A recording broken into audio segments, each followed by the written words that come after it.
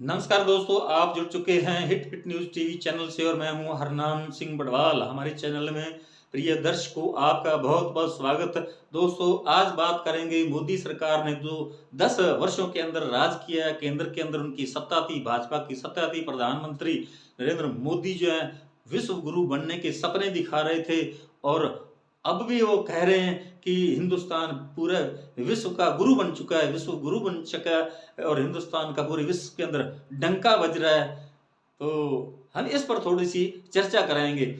साथियों, जब 2014 के अंदर प्रधानमंत्री नरेंद्र मोदी प्रधानमंत्री बने तो उन्होंने जो पार्लियामेंट की चौखट पर आकर उन्होंने माथा टेका था। उन्होंने कहा कि ये मंदिर है और यहाँ के जो असूल है, नियम है, लोकतंत्र है, संविधान है, मैं सबका आदर सत्कार करता हूँ और मैं नमन करता हूँ कि मुझसे कोई गलती ना हो, मैं अच्छे से सेवा कर सकूं। वो प्रधान सेवक बता रहे थे अपने आप को, लेकिन 10 साल के अंदर मेरे ख्याल से जो मेरा आंकलन है, जुमलों की सिवा कुछ भी उन्होंने नहीं किया। अभी एक आध दिन पहले वो भारतमाला सड़क की बात कर रहे थे। यहाँ गरीब लोग जो है 80% यहाँ की जनसंख्या वो गरीब है और बहुत सारी ऐसी जनसंख्या है जो गरीबी रेखा लाइन से नीचे जीवन यापन कर रही है। उनके पास ना तो कोई घोड़ा गाड़ी है, ना कोई मोटर बाइक है, ना कोई बस है, ना कोई कार है।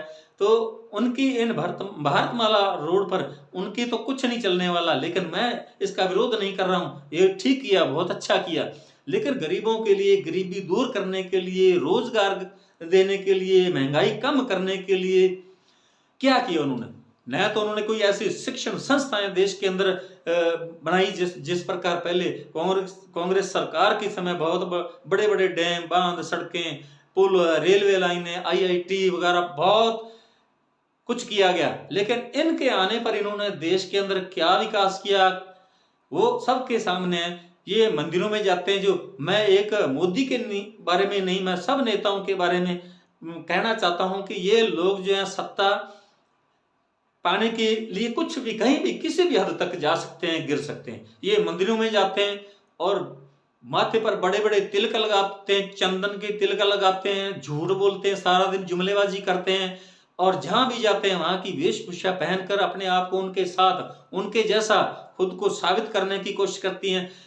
ये बिल्कुल सरासर लोगों को बेवकूफ, उल्लू बनाने की बात है, मूर्ख बनाने की बात है। जनता के लिए न करके ये अपनी पार्टी के लिए ही सब कुछ करते हैं। जब मोदी जी 2019 में जो कोविड-19 का प्रकोप फैला, महामारी फैली थी कोरोना की, तो उस समय इन्होंने जो पहले से ही प्रधानमंत्री कोष है, लेकिन इन्होंने प्रधानमंत्री जो पीएम केयर फंड एक अलग संस्था बनाई। उसमें इन्होंने लोगों से ये मांग की कि जो भामाशाह देश के जो दानी सज्जन पुरुष हैं वो इस कोष के अंदर पैसा जमा करवाएं ताकि कोरोना की जो महामारी उसमें इस पैसे को लगाया जा सके, लोगों के जो परेशानी है, बीमारी, उसका ट्रीटमेंट हो सके। लेकिन उस समय आपको मल में ऑक्सीजन ही उपलब्ध नहीं हो रहा था। ऑक्सीजन के अभाव में लाखों लोग जो है मर गए और उनकी लाशें, गंगा एक जो पवित्र नदी है देश की, लोग उनको पूजते हैं, उनके अंदर उनकी लाशें तर रही थी। गंगा के किनारे जो लाशें दफना दी गई और इतना वहां से बदबू और दुर्गंध आती थी। तो ये हाल था उस समय। लेकिन आज तक प्रधानमंत्री ने उस पीएम केयर फंड के बारे में जितना भी वहां पैसा जमा हुआ उसका किसी को हिसाब किताब नहीं दिया आज तक। तो उन्होंने इस पैसे को कहां लगाया, क्या किया?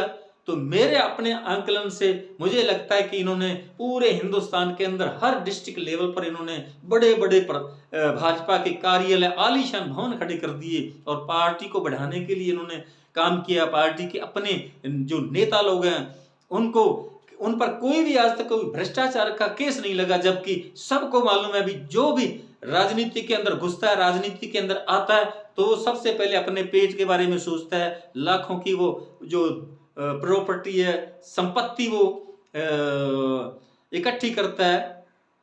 तो ये किसी से छुपी बातें नहीं है। और मोदी ने जब से आए देश के अंदर, प्रधानमंत्री बने, 9-10 साल के अंदर उन्होंने यही काम किया। उन्होंने अपनी पार्टी जो, उसके बारे में तो उन्होंने बोला कि ये तो हमारी पार्टी तो बिल्कुल पाक साफ है, हमने तो न भ्रष्टाचार किया, राष्ट्रवाद के नाम पर लोगों को गुमराह किया जा रहा है। और जो मेन जो पते की बात मैं आपको अब बताना चाहता हूं साथियों, जिसके लिए ये मैं वीडियो बना रहा हूं। साथियों, सुब्रमण्यम स्वामी का तो आपको पता ही होगा, एक जाना पहचाना चेहरा है, भाजपा के अंदर है और वो अक्सर भाजपा के विरुद्ध बोलते हैं। भाजपा की जो नीतियां हैं, पॉलिसियां बनाई जाती हैं, वो कहीं ना कहीं बिल्कुल गलत बनती हैं, तो उनके खिलाफ वो बोलने से वो कभी चूकते नहीं हैं। तो उन्होंने आरटीआई लगाकर सरकार से, भारत सरकार से ये जानने की कोशिश की कि जिस प्रकार गलवान घाटी पर चाइना का कब्जा बताया जा रहा है, तो उसके बारे में जो वास्तविक वस्तु स्थिति है क्या, वहां चाइना ने वास्तव में ही कब्जा कर रखा है या विपक्ष व्यर्थ में आरोप लगा रहा है केंद्र सरकार पर। तो उन्हें बिल्कुल आरटीआई विभाग की तरफ से उन्हें कोई इसका जवाब नहीं दिएगा। आखिरकार उन्हें थक हार कर सुप्रीम कोर्ट का दरवाजा खटखटाना पड़ा, जिसकी आज 2 दिन पहले सुनवाई हुई और उन्होंने बताया कि 4000 वर्ग किलोमीटर भूमि पर चाइना का इस वक्त कब्जा है, जबकि प्रधानमंत्री नरेंद्र मोदी 3 साल पहले कह रहे थे न कोई घुसा है, न कोई घुस आया है, न कोई कब्जा हुआ है, और उन्होंने चाइना का नाम तक कभी नहीं लिया। लाल आंखें दिखाने की बात करने वाले मोदी इतने डरपोक हैं, और इस बात को भली भांति सब कोई, हर कोई जानता है, हिंदुस्तानी जो है वो राष्ट्रवाद का नारा, वो देशभक्ति का, वो देश के लिए मर मिटने की बातें करने वाले नरेंद्र मोदी इतने डरपोक है, ये किसी ने कभी सोचा भी नहीं था, जो अब ये सारी बातें सामने निकल कर आ रही हैं। और दूसरी बात मैं ये और कहना चाहूंगा कि देश के अंदर जो संवैधानिक व्यवस्था है उसको कुचलने का काम कर रहे हैं, संविधान जो है उसको कुचलने का काम कर रहे हैं, संवैधानिक जो संस्था है उनको, उनका दुरुपयोग करने पर तुले हुए हैं। तो ये कहीं ना कहीं देश की जो संवैधानिक व्यवस्था है उसको ही बर्बाद करने पर आमादा है। तो साथियों, मेरा आपसे यही कहना है, मेरी आपसे यही अपील है, प्रार्थना है कि आप जागरूक हों, आप बुद्धिजीवी वर्ग है, तो जब तक सामने नहीं आएगा, जागेगा नहीं, तो देश पर कभी भी तानाशाही कायम हो सकती है। जब किसी राजा को बहुमत से सत्ता सौंप दी जाती है और विपक्ष कमजोर हो, तो ये पूरी दुनिया के बहुत सारे ऐसे देश गवाह हैं, ये हम देख चुके हैं, वहां तानाशाही कायम हुई है हमेशा, जहां विपक्ष कमजोर हुआ है। तो ये जनता के अंदर एक ये वोट जो है, वोट का अधिकार ऐसा मताधिकार है, तो इस मताधिकार के बलबूते हम सरकार को बदल सकते हैं, और यही हमारे पास, आम लोगों के पास सबसे बड़ा हथियार है। तो साथियों, चुनाव हैं अब 5 राज्यों के अंदर, तो आप अपने मताधिकार का सोच समझकर उपयोग करना। सच और झूठ जो है ये दोनों ही आपके सामने आएंगे, तो आप सच का साथ देंगे, और आप कहीं सुनी बातों पर विश्वास न करके प्रैक्टिकली उसकी तह तक जाकर खोज करें कि वास्तविकता क्या है उस चीज के पीछे। तो साथियों, हमारा ये वीडियो आपको कैसा लगा, आप जरूर कमेंट बॉक्स में कमेंट करके बताइएगा। हमारी इस वीडियो को अधिक से अधिक शेयर करें, सब्सक्राइब करें, लाइक करें। आपका बहुत बहुत शुक्रिया, धन्यवाद। राम राम, सत श्री अकाल।